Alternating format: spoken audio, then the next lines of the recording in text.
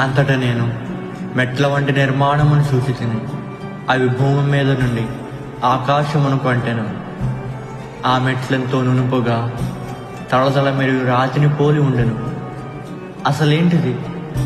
యాకోబు చూసిన దాని గురించి కొంతే తెలిసిన ఆ మెట్ల చివరకు వెళ్ళవలసి ఉందని యాకోబునకు తెలిసి ఉన్నది. అంతటి యాకోబు దేవదూతల అక్కడి అద్భుత సంగీత ఉనికిని తెలుసుకొనెను. ఆ మెట్ల పైన దేవదూతలు ఎక్కుచూ దిగుచూ ఉండిరి.